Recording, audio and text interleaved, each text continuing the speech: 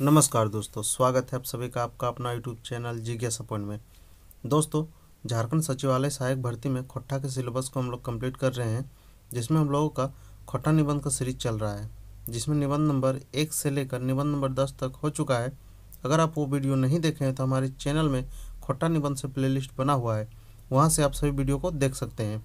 खोट्टा निबंध निबंधों का एक गौच है, मतलब निबंधों का एक संग्रह है, जिसमें टोटल 12 निबंध है, जिसके रचयिता डॉक्टर BN अवधार हैं। दोस्तों, प्रीवियस क्लास में हम लोगों ने निबंध नंबर 10 के ऑब्जेक्टिव क्वेश्चन को डिस्कस किए थे, और आज के इस वीडियो में हम निबंध नंबर 11, जो कि खोट्टा लेखन परंपरावादी न जनवादी है, इसको हम डिस्कस करेंगे। तो चलिए दोस्तों, वीडियो को स्टार्ट करते हैं। दोस्तों, आगे बढ़ने से पहले आपसे एक अनुरोध है कि अगर आप इस चैनल पर नए हैं तो चैनल को सब्सक्राइब कर ले तथा बगल में लगे बेल आइकन को प्रेस कर ले, क्योंकि झारखंड CGL से रिलेटेड और आगामी किसी भी JSSC में खोट्टा से रिलेटेड जो भी वीडियो मैं अपलोड करूंगा उसका नोटिफिकेशन आप तक सबसे पहले पहुंचेगी। दोस्तों, जितने भी लोग इस वीडियो को देख रहे हैं, कृपया कर वीडियो को लाइक किया कीजिए, क्योंकि आपके लाइक से ही हम मोटिवेट और प्रोत्साहन मिलता है, और आप लोगों को तो मालूम ही होगा कि वीडियो कितनी मेहनत से बनती है। तो चलिए दोस्तों, आगे देखते हैं। आज का निबंध नंबर 11 क्या है? खोट्टा लेखन परंपरावादी न जनवादी। खोट्टा लेखन परंपरावादी न जनवादी, इसका मतलब क्या होता है? आपको इस निबंध को बहुत ही ध्यानपूर्वक समझना होगा, इसके भावार्थ को समझना होगा। कहने का मतलब इसमें क्या बोला जा रहा है, एक है परंपरावादी और एक है जनवादी। जो खोट्टा का लेखन है, जो हमारे लेखक जो खोट्टा से लेख लिखते हैं, उसी के बारे बताया गया है, एक परंपरावादी न जनवादी। कि परंपरावादी क्या होता है? देखिए, जैसे पुराने समय के परंपरा को इसमें बताया जा रहा है।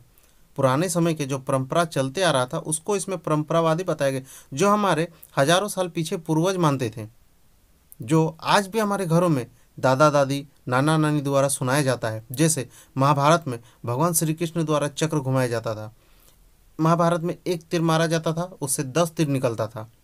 वो सब जो परंपरा है, वो पुराने समय का परंपरा, आज से हजारों साल पीछे का परंपरा है, उसी को परंपरावादी कहा जा रहा है। और दूसरा ही और है जनवादी। और क्या है नेक्स्ट? जनवादी। जनवादी मतलब क्या होता है? वर्तमान समय के लोग या फिर लोगों की नई सोच, लोगों की समस्या, वर्तमान समय में खोट्टा को सभी भाषाओं की तरह स्थान का दर्जा देना, ये सब जो जन मतलब आदमी होता है, लोग होता है। तो लोगों के नई नई सोच, लोगों के समस्या और लोगों के बारे में आधुनिक समय में जो लेखक के द्वारा लिखा जाएगा या लेखक के द्वारा लिखा जा रहा है, उसे जनवादी कहते हैं। परंपरावादी मतलब परंपरा जो पुराने समय से है, और जनवादी मतलब अभी के समय में। आगे हम विस्तार पूर्वक इसको डिस्कस करेंगे। तो वही बोला जा रहा है, खोट्टा लेखन परंपरावादी न जनवादी, या परंपरावादी या जनवादी। झारखंड में जितने भी लेखक हैं, उनके द्वारा खोट्टा से रिलेटेड जो भी लेखन कार्य किया जाता है, वे परंपरावादी होता है। मतलब जो पुराने समय से चलता आ रहा है, जैसे रामायण महाभारत के युग से उसी परंपरा के अनुसार लिखते हैं, या अभी के समय में आधुनिक वर्तमान परंपरा के अनुसार चलना चाहिए, उसी को बोला गया परंपरावादी। और जनवादी में जो पुराने समय में जो घटना घटा हुआ है, लोग उसे जानते भी है और मानते भी है, पुराने समय वाला, किंतु क्या उसी परंपरा के अनुसार अभी भी चलना चाहिए, या अभी के वर्तमान समय में लोगों की नई नई आधुनिक सोच और खोज के अनुसार चलना चाहिए? तो वही बोला गया है, एक है परंपरावादी, एक जनवादी। परंपरा मतलब पुराने समय वाला का अर्थ बताया जा रहा है, और जनवादी मतलब आधुनिक समय का बताया जा रहा है। तो ये समझ गए हम परंपरावादी और जनवादी। अब यहाँ हम आगे बढ़ते हैं, कुछ कुछ टॉपिक को हम डिस्कस कर लेते हैं। जैसे पहला नंबर टॉपिक है, यह एक समीक्षात्मक वैचारिक निबंध है। जो लेखक को विचार आया, उसी का समीक्षा इस निबंध में लेखक करते हैं। नेक्स्ट पॉइंट क्या बोला जा रहा है? यह लेख गारगा नदी के किनारे बोकारो खोट्टा कमेटी द्वारा आयोजित वनभोज कार्यक्रम में पढ़ा गया है। वनभोज मतलब जो इंग्लिश से पिकनिक बोलते हैं, और हिंदी से वनभोज, और खोट्टा में पुसालो। तो जो बोकारो डिस्ट्रिक्ट है झारखंड का, उसी में गारगा नदी है। उसी गारगा नदी के किनारे जब खोट्टा कमेटी, बोकारो खोट्टा कमेटी द्वारा आयोजित किया गया था वनभोज का, उसी कार्यक्रम में लोगों द्वारा इसी चीज़ को डिस्कस किया जा रहा था लेखक के साथ, कि जो खोट्टा लेखन का परंपरा है झारखंड में, वह परंपरावादी है या जनवादी है। इस चीज़ को डिस्कस किया गया है। और नेक्स्ट क्या है, नेक्स्ट टॉपिक देखिए, एक है बेकसूर, मतलब जिसका कोई दोष नहीं था। एक सम्बुक है, जो क्षुद्र व्यक्ति होता है, जो तपस्या करता है, उसका हत्या कर दिया जाता है और उसको मनुष्य के हित के लिए साबित किया जाता है कि वो मनुष्य के हित के लिए उसको मारा गया है। तो इसी को एक डिस्कस किया गया है, बेकसूर सम्बुक की हत्या किया जाता है। तो आपको इस जो निबंध नंबर 11, खोट्ठा लेखन परंपरावादी न जनवादी, इसको आपको भावार्थ को समझना होगा, वरना आप इसको नहीं समझिएगा तो ये अटपटा सा लगेगा ये निबंध जो है। बस इसमें यही चीज़ बोला गया है कि जो अभी के समय में झारखंड में लेखन परंपरा चल रहा है वह परंपरावादी है या जनवादी। समय से जो परंपरा है उसको चलाना चाहिए या नहीं चलाना चाहिए, और अभी के समय में जो नई नई सोच आदमी के दिमाग में आ रहा है उसी के अनुसार चलाना चाहिए या फिर पुराने समय को। बस वही दोनों चीज़ में डिस्कस किया जा रहा है कि खोट्ठा लेखन को परंपरा के अनुसार चलाना चाहिए या फिर अभी के समय का जो चल रहा है वर्तमान समय में। तो आगे देखते हैं हम लोग। देखिए यहाँ पे दिया गया है वही खोट्ठा लेखन परंपरावादी या जनवादी, ना मतलब परंपरावादी न जनवादी, या मतलब बोल सकते हैं आप परंपरावादी या जनवादी। तो यहाँ पे खोट्ठा पूरा लिखा गया है, आप देख चुके हैं पिछले वीडियो में। खोट्ठा को पढ़ते पढ़ते हिंदी बताया तो उसका बहुत ज़्यादा लॉन्ग वीडियो बन जाती है, इसीलिए मैं इसका यहाँ पे खोट्ठा है। और इस वीडियो का पीडीएफ मैं आपको वीडियो को डिस्क्रिप्शन में दे दूंगा, आप वहाँ से इस वीडियो का पूरा पीडीएफ प्राप्त कर सकते हैं। इस वीडियो के डिस्क्रिप्शन में आप वहाँ से इसका पीडीएफ प्राप्त कर सकते हैं। तो वो खोट्ठा जहाँ तक है, इस जगह से खोट्ठा कमेटी बाटे ले, यहाँ से लेकर यहाँ तक का परंपरा रहल है, यहाँ तक का मैं हिंदी आपको बताता हूँ। जितना दूर तक खोट्ठा है उसका फिर हिंदी बताऊँगा, फिर खोट्ठा फिर हिंदी। तो क्या बोला जा रहा है स्टार्टिंग में, खोट्ठा कमेटी की तरफ से 1 महीना आगे ही एक लेख लिखने दिया गया था। लेखक के द्वारा ये सब बताया जा रहा है। बोकारो खोट्ठा कमेटी में जब वे लोग पिकनिक थे तो इस विषय में बात किया गया था। तब खोट्ठा कमेटी की तरफ से 1 महीना आगे ही एक लेख लिखने दिया गया था जिसका विषय था खोट्ठा लेखन परंपरावादी न जनवादी। इस विषय में तो पहले हमको कुछ समझ में ही नहीं आया, इसलिए हम अलग अलग करके समझने का कोशिश किए और इसी कोशिश में हम इस विषय को अलग अलग 3 भागों में विभाजित कर दिए। पहला खोट्ठा लेखन, दूसरा परंपरावादी और तीसरा जनवादी। खोट्ठा लेखन जो पहला है, क्योंकि ये बता ही जा रहा है झारखंड में जितना भी खोट्ठा लेखन है वो परंपरावादी है या जनवादी है, और दूसरा परंपरावादी, तीसरा जनवादी। और इसके बाद हमको कुछ कुछ समझ में आने लगा, मतलब खोट्ठा लेख या लेखन कैसा होना चाहिए, परंपरावादी होना चाहिए या जनवादी। मैंने स्टार्टिंग में ही आपको उसका संक्षिप्त बता दिया। नेक्स्ट क्या बोला जा रहा है, नेक्स्ट बोला जा रहा है, हाँ यहाँ हम एक बात ये मान के चल सकते हैं कि खोट्ठा लेख कैसा होना चाहिए, इसका तो कहीं सवाल भी नहीं है, क्योंकि खोट्ठा में अभी ज़्यादा लिखाया भी नहीं है, कि किसी जगह पे खोट्ठा के बारे ज़्यादा डिस्कस भी नहीं हुआ है, जितना भी लिखाया है बहुत कम है। तो हम लोगों के खोट्ठा लेखन की परंपरा को दूसरा भाषा के परंपरा से तुलना करने की ज़रूरत है। हाँ, तो आज तक या आज से कुछ साल पहले तक पूरी दुनिया में साहित्य लिखने की परंपरा क्या था, ये बोला गया है।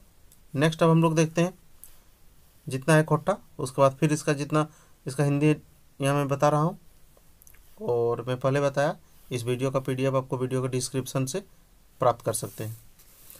नेक्स्ट देखिए, आज तक हम लोगों के साहित्य लिखने की परंपरा इस तरह चलते आ रहा है, एक आदर्श व्यक्ति,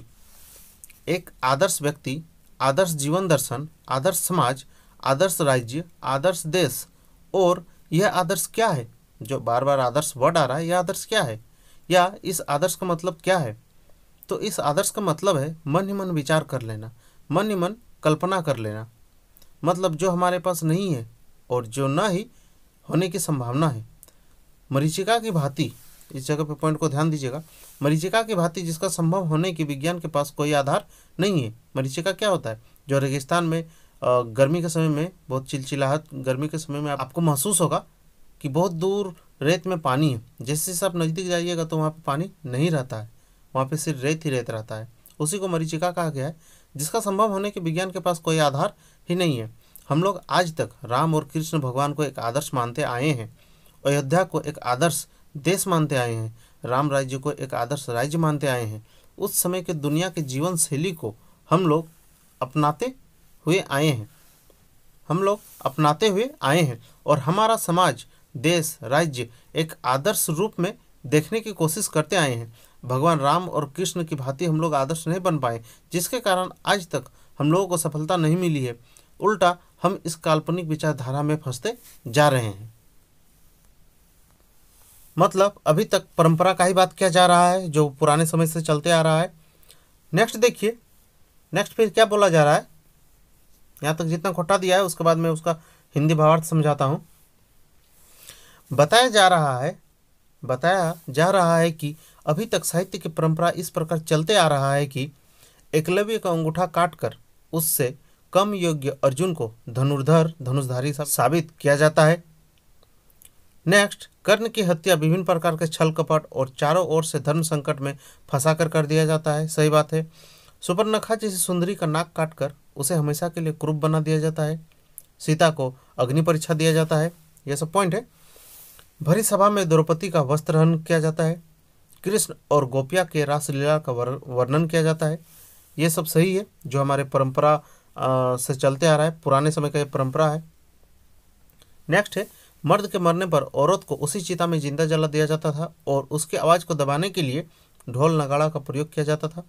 इस प्रकार की प्रथा को आज हम लोग सती प्रथा के रूप में मानते आ रहे हैं। मतलब बोला जा रहा है कि सती प्रथा मानते हैं, लेकिन वही प्रथा क्या था, जब उसका हस्बैंड का देहांत होता था तो उसी चिता में उसके पत्नी को जिंदा जलाया जाता था। नेक्स्ट है, इंद्र के द्वारा गुरु या किसी भी महर्षि के पत्नी को अपने हवस का शिकार बनाने की कोशिश करना या कोशिश किया जाता था। ये सब परंपरा अभी तक साहित्य लेखन परंपरा में चलते आ रहा है। ये सब परंपरा के रूप में चलते आ रहा है। नेक्स्ट देखिए, नेक्स्ट है, लेकिन अभी के समय में मार्क्सवाद विचारधारा का जन्म होने लगा है। समाज, देश, राज्य तथा व्यक्तियों के विचारधारा में सुधार होने लगा है। जीवन शैली, जीवन दर्शन, साहित्य और कला के नया व्याख्या होने लगा है।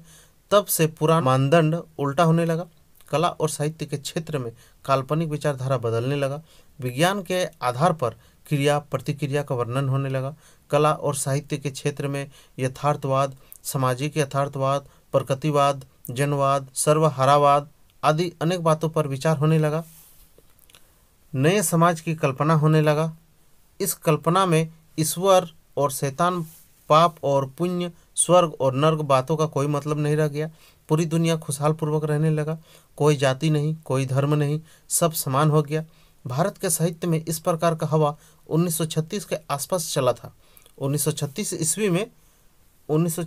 ईस्वी में मुल्क राज, आनंद, सज्जार, जहीर जैसे व्यक्तियों के कारण इस तरह का बदलाव हुआ।